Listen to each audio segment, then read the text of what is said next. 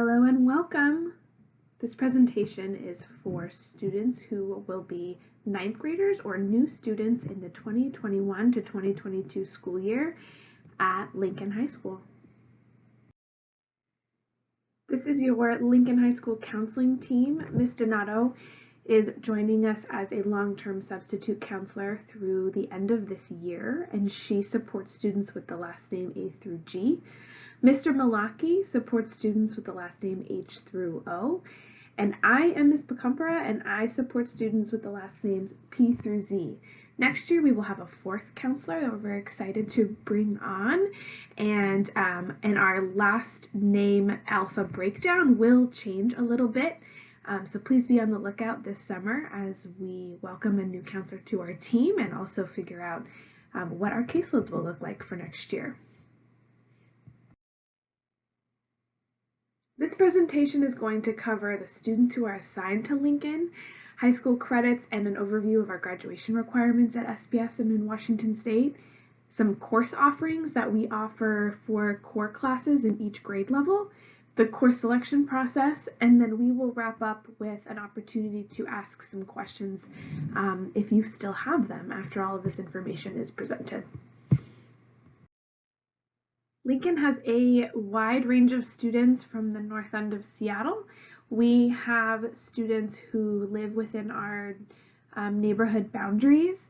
We have students who are in the highly capable cohort and have opted to come to Lincoln.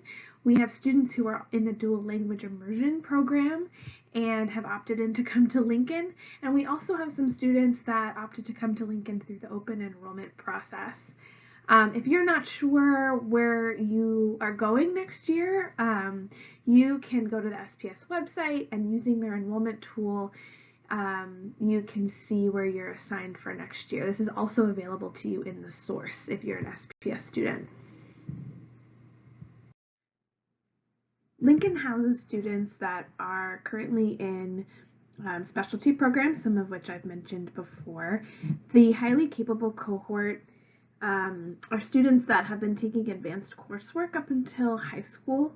So for many of your courses, you will be placed based off of your current levels in 8th grade. For example, if you are in biology this year, next year you will take the next course, which is Physics B and Chemistry B. That's just an example, and we'll go more into that later.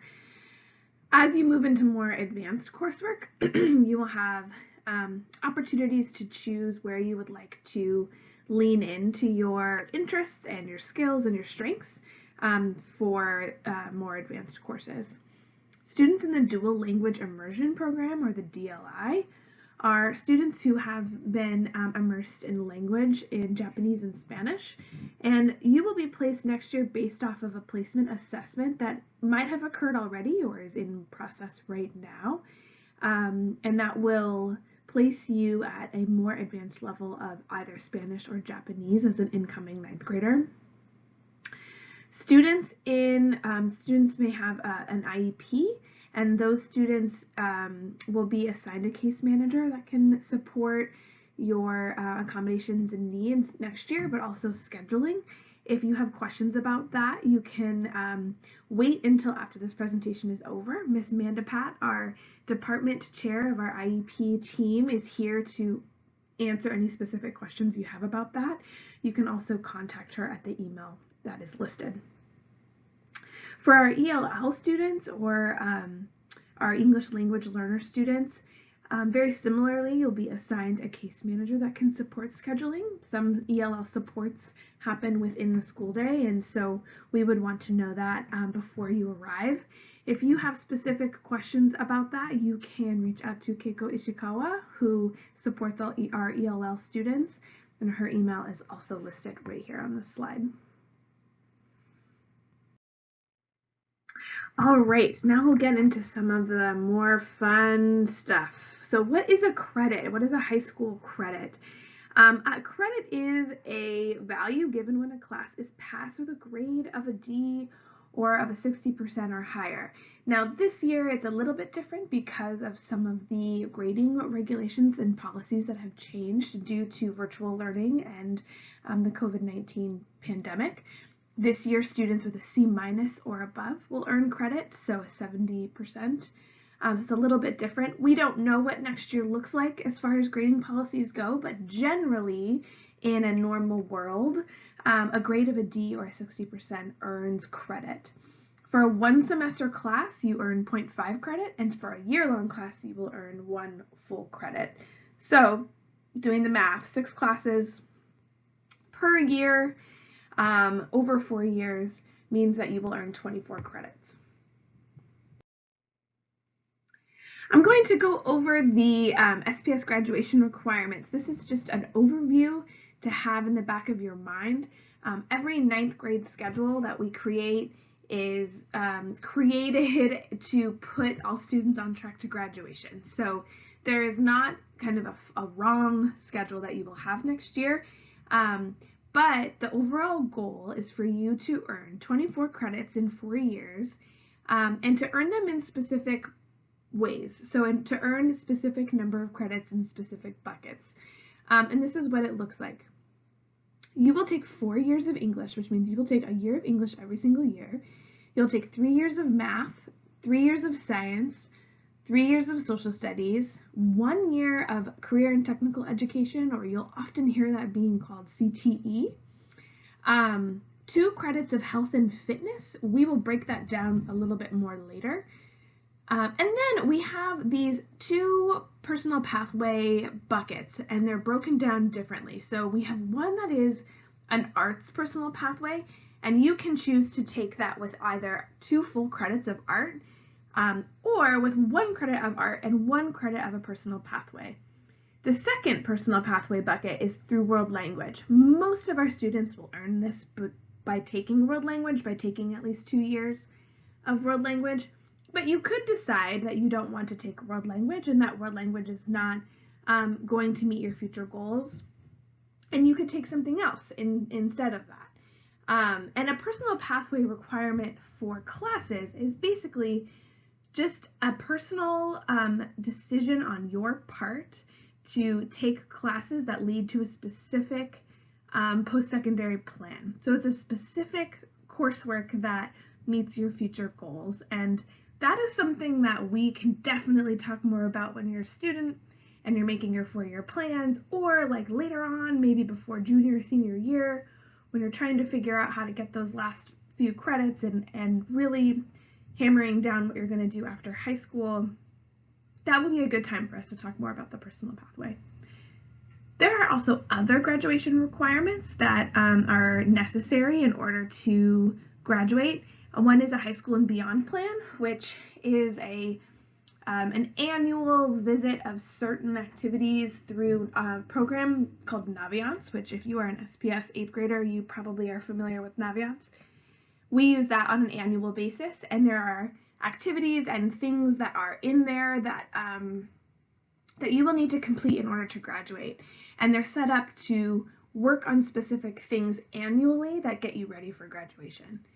You will need to take Washington State history. So if you are in the room, you're coming from out of district, maybe you're coming from out of state, you've never taken Washington State history, have no fear. There will be a way to take that later in high school in either your junior or senior year. You will need to have service learning hours of 60 hours. We recommend that you think about doing these in interest areas that really spark passion, or maybe an interest area that is like very important to you, and really trying to accrue about 15 per year. Now, of course, this year it's been really tricky for students to find service learning opportunities for good reason. We don't want anyone to do anything that makes them feel unsafe. So this year's been a little bit different. But as we hopefully return to some sort of normalcy, there will be more and more opportunities for students to volunteer. And then lastly, we have state exams.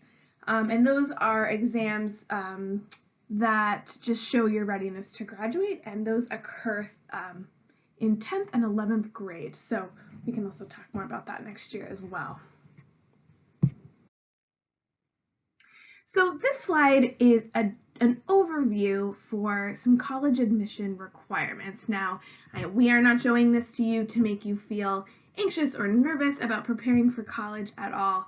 We just want to put this on your radar that as we are planning for the next 4 years, that we might consider what different kinds of colleges are requiring based on where they are, based on what kind of college they are. So you can notice that the CADRs, which are the college academic distribution requirements, those are the requirements that meet Washington State Public University requirements for admission. And you can see that they're a little bit different than the schools that are in University of California or the California State. We wanted to compare those two because those are schools where a lot of our students will attend or apply at least. So you can see some of the differences there.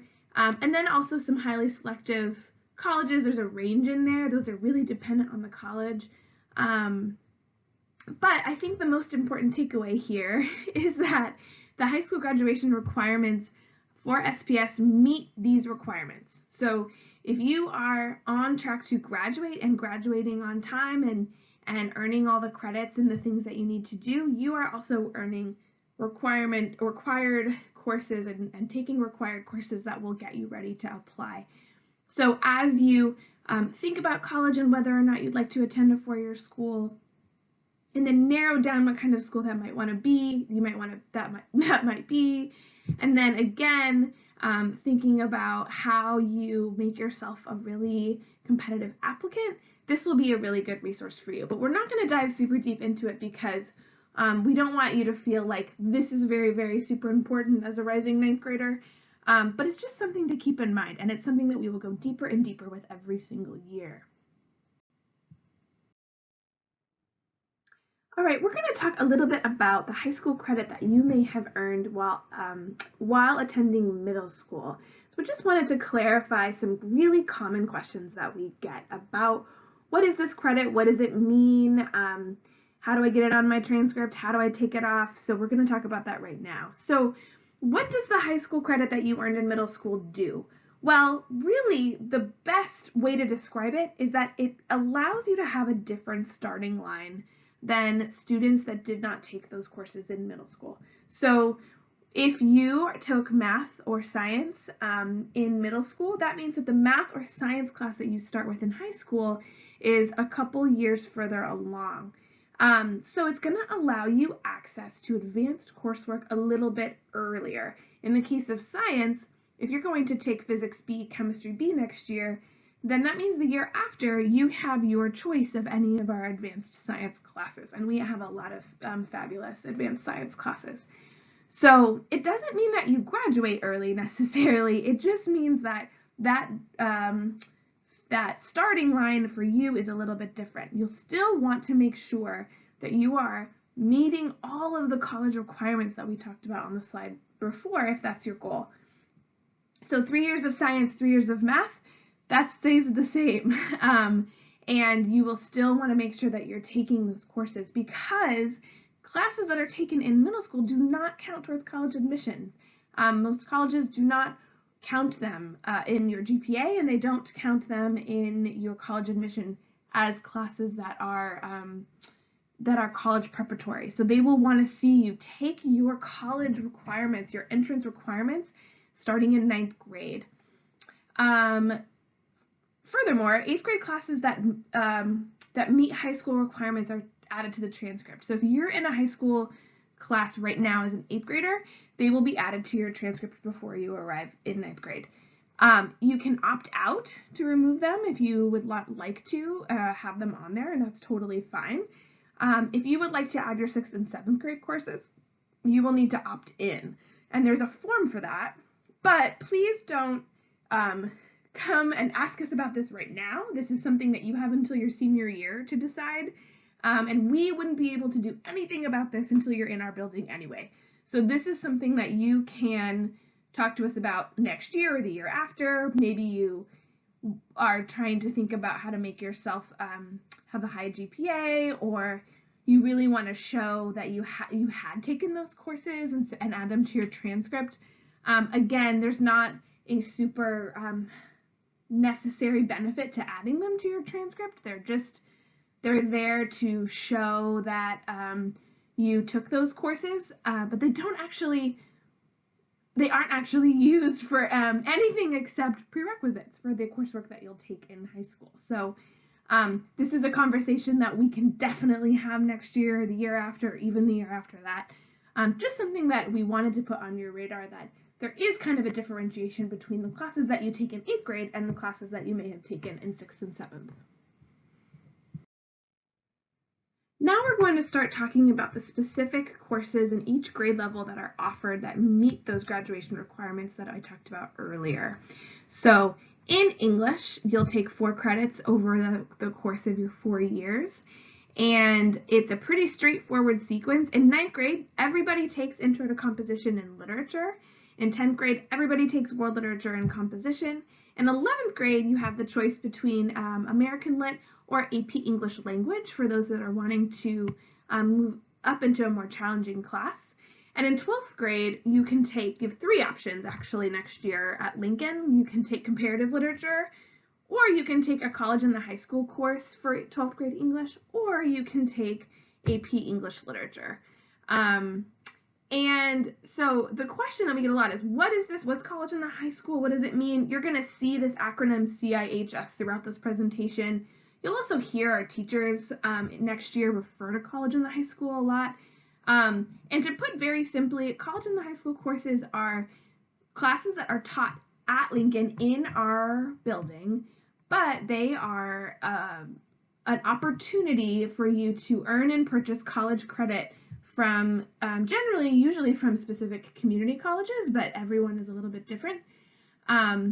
And so they're actually college level curriculum that's taught at the high school by high school teachers. So it is a great opportunity for you to maybe try on a little bit more rigor, or try on college curriculum, and maybe you're thinking about an in-state Washington State college for after high school. This would be a really great opportunity for you to earn some credit and to have some of that when you graduate, and then it transfers with you to Washington State schools. In social studies, you're required to take 3 credits. It is broken down like this. In 9th grade, you'll take a half credit. You will take 1 semester of World History 1. This class is taken with a semester called Engineering Design, which is a CTE class. In 10th grade, you'll finish your World History, and you can do that a bunch of ways. So you can do that with World History 2 and 3. You can do that with World History 2 and 3 Immersion for our dual language immersion Spanish students, or for students who are above Spanish 3. You can also do that, you can also meet the 10th grade through AP Human Geography. This is an AP class that covers content that meets the World History 2 and 3 requirement. In 11th grade, you'll take U.S. History. You'll take a college and the high school course called History 148, which is a U.S. History class that is what I was speaking to on the previous slide, a college and the high school class. Or you can take AP U.S. History, or this is commonly referred to as APUSH. In 12th grade, you'll have 2 choices. You'll take either a semester of American Government, or you can opt into the AP U.S. Government, which is a full year. So you can either take a semester government class or a full year government class, and the full year class is going to be an AP class. In science, you'll also need to take 3 credits as a high school student. If you are an incoming 9th grader and you are coming from a Seattle public school, we know what class you're in. We will be able to place you appropriately. But earlier I mentioned that the sequence of science, that at Lincoln we offer a fabulous array of science classes, and I wasn't lying about that, so I get to go a little bit more into detail here.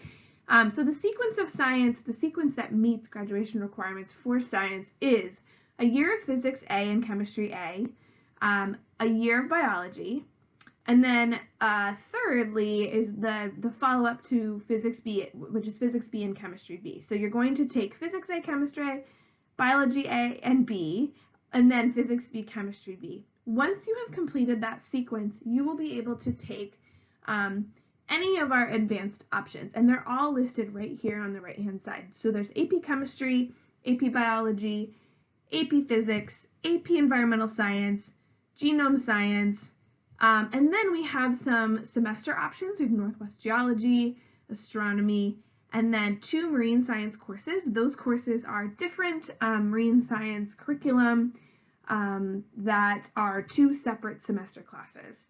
So just to reiterate, we get this question a lot, can I take AP Biology as a freshman? No, because you've got to take the full sequence of science, and so we've got to make a plan. How can you take AP Biology and when? Well, let's look at your coursework and let's see when that will happen for you. But those 3 courses on the left have to be taken before we can put you into any advanced science coursework. Math is very similar to science in that we know which class you are in right now, and so if you are an 8th grader in SPS, we will be able to project that, that class and put you into the next level. You will still sign up for a math class, but you will also we also are aware of where you would go placement-wise, so that we have a way to make sure that it's really accurate. So this sequence for math at Lincoln is that you may be in modified math if you are have an IEP and that meets your needs. Algebra 1, then geometry, and then after geometry you can take either Algebra 2 or Algebra 2 Honors. You can take pre-calculus, or you can take a college and high school pre-calculus class, which is a class that will, like I mentioned earlier, will help you, give you an opportunity to earn college credit if you'd like to. But if you are an older student, like a junior or a rising senior, and you've taken Algebra 2, you kind of have a flexible pathway. So you can take pre-calculus, or you can take College and High School Math 107, which is a college level math class that is not calculus based, or you can take AP Statistics. And if you have questions about those, you can find the course descriptions for each of those classes in our course catalog, and that will be a really good way for you to determine, which class is best for you. If you are a younger student who's finishing Algebra 2, we are going to recommend that you take pre-calculus next year, because College and High School 107 and AP Statistics are what we call terminal courses, which means there's nothing that comes after them. So it's always better to take those pre-calculus classes right after Algebra 2 and finish that out before you move on to a terminal course. Terminal courses are great for senior year, to have that 4th year of math on there.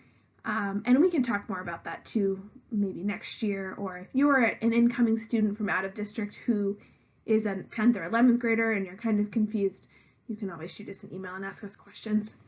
After pre-calculus, you will take, you have the option to take AP Calculus AB or AP Calculus BC. BC is a class that goes deeper. It moves much, much faster. The way I like to describe it is to say that AP Calculus AB is covered in the first semester of AP Calculus BC. So if you're really into calculus and this is really exciting for you, that's great. It is a way for you to really get some rigorous calculus in and really learn quickly about calculus. You can also take AP Calculus AB and then take AP Calculus BC. That's also an option for you, and that's I have lots of students that will choose to take that progression because they are wanting to make sure that they really deeply understand the material. You will have to take pre-calculus before calculus in order to meet this requirement. So we're going to talk a little bit more about honors math, and this is especially important to listen to if you are an 8th grader who is coming in with high school math. So we have honors math, or more rigorous or deeper learning math, in Algebra 2 honors and in pre-calculus in that college and the high school class. Those are our 2 options for an honors level math class. It is really, really important for you to understand and know that as you're going in the course selection process that you will be automatically placed into Algebra 2 if you are currently in geometry. So If you are an 8th grader who is currently in geometry, please raise your hand and then listen very, very carefully. You will be placed into Algebra 2 next year.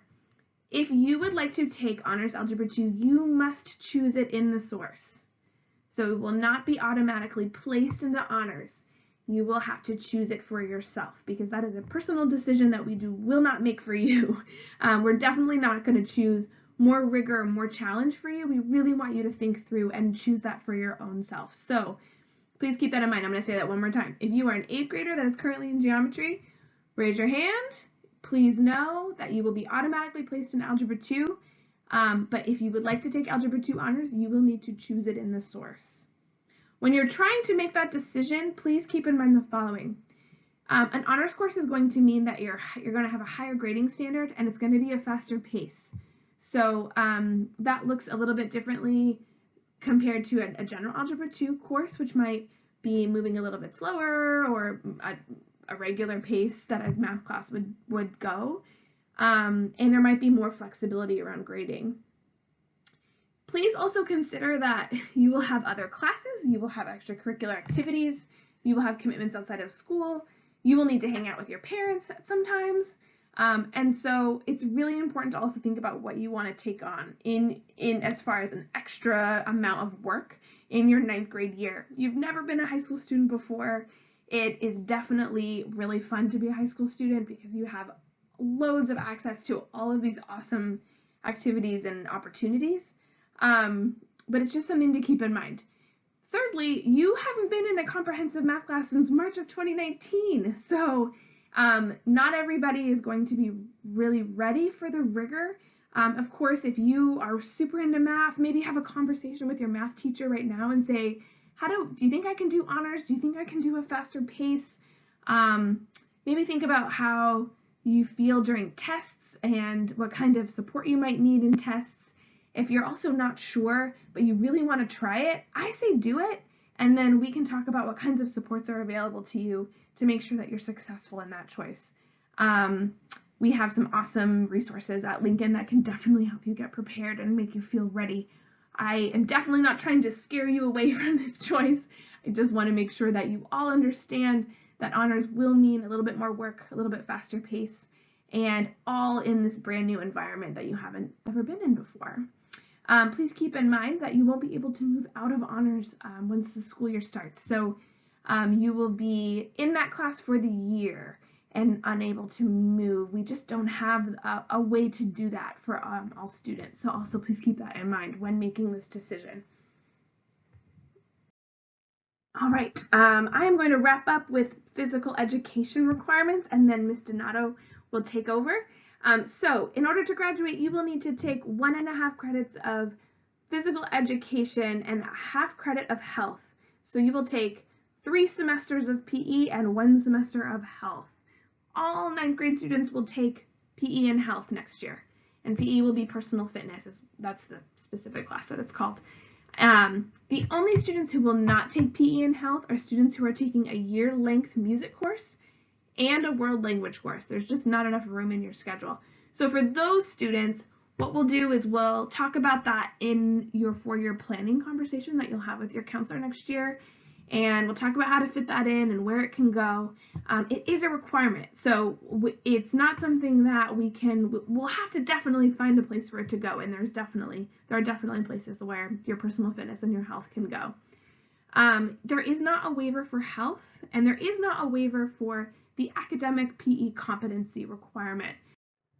Hello, our soon-to-be 9th graders and all of the new students that will be here at Lincoln High next year. My name is Miss Hope Donato. You may know me if you're coming from Hamilton as Miss Hallett. I'm really excited to be here with y'all today and get into all things high school. And let's go ahead and start with world language. So you need 2 credits of world language for your high school graduation requirements. And at Lincoln, we offer Japanese, Spanish, and French, and we also offer World History 2 and 3 taught in Spanish. And for our dual language immersion students, you're going to go ahead and choose level 3 on your course registration, and counselors will be able to adjust course placement based on your placement outcome. For visual and performing arts, you're going to need, again, 2 credits. So we have a ton of offerings for visual arts. You're going to want to check out our course catalog to see all of those. And for our performing arts, we have really great programs for band, orchestra, choir, and theater. After you audition, you're going to be placed. So band and orchestra do require auditions. So go ahead and choose concert band or concert orchestra or concert choir, and then we will go ahead and place you appropriately after that audition when we communicate with the director. You are going to need 1 credit of career connected learning or career technical education. And Seattle Public Schools is super committed to college and career readiness, as is Lincoln High. And this is one of the really, really great ways to kind of help you explore careers. So many classes will count to meet the CTE requirement. You can check out the course catalog to kind of look at what's cross-credited if you want to check that out.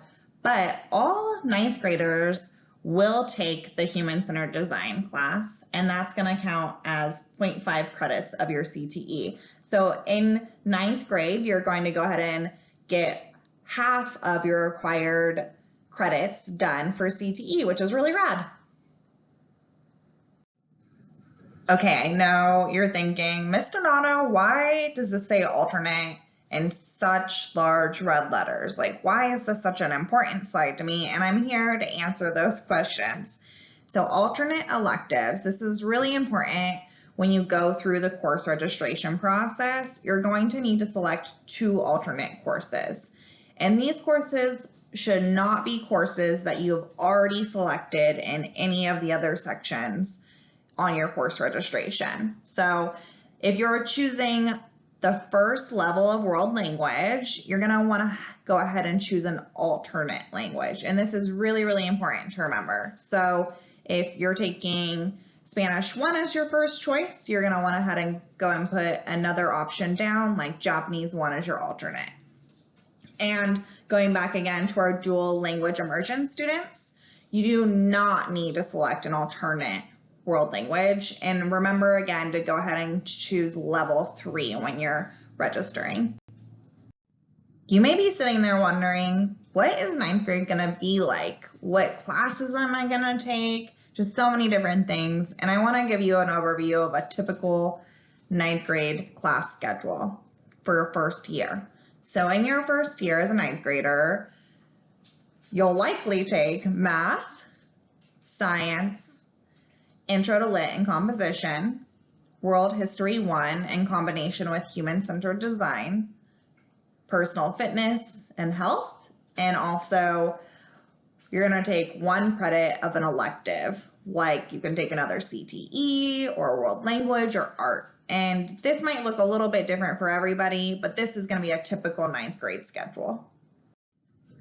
For our incoming 10th graders, and for those of you curious soon-to-be 9th graders, a typical 10th grade year includes math, science, again, ELA, your world literature and composition.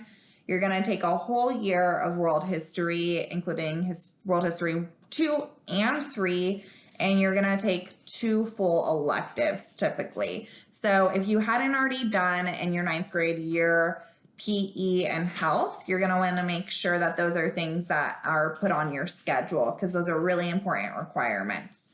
And you'll want to look at those CTE classes and all of the different things you can take in 10th grade.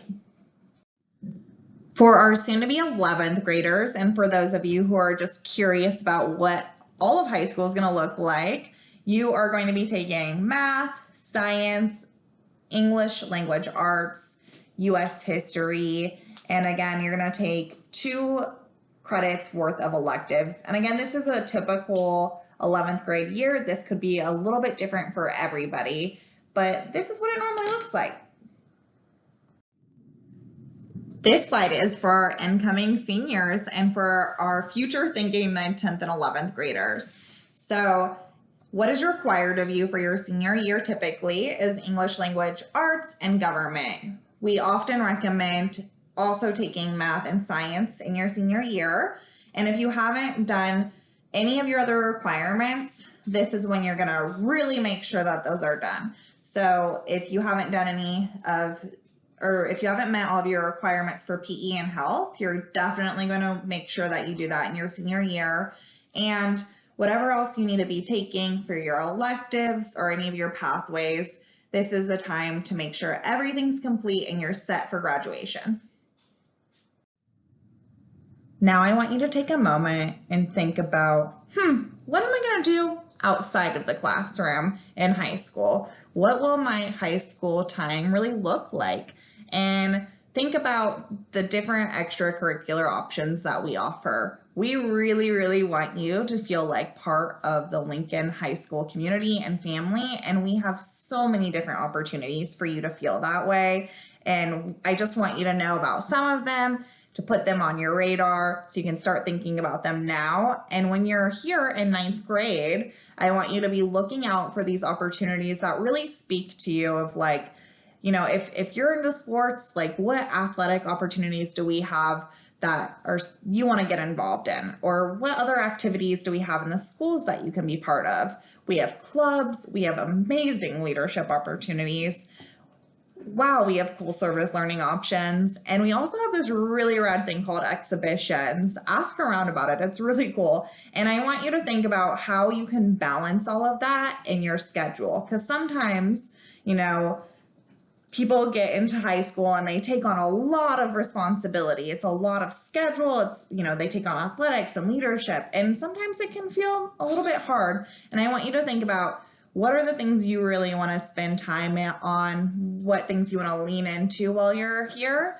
And how we can be supportive of you in doing that and like checking out all of these opportunities. Here are some more important considerations when you're registering. So when you're selecting a year-length course as your elective, make sure that you select both semesters A and B. So if you select Spanish 1A and you're planning to take the full year, make sure you also choose Spanish 1B. And for our 9th grade students, you're going to go ahead and choose a whole credit of electives. Make sure that you do that. And again, for our 10th and 11th grade students, you're going to choose 6 credits, including math, science, ELA, history, and 2 credits of electives.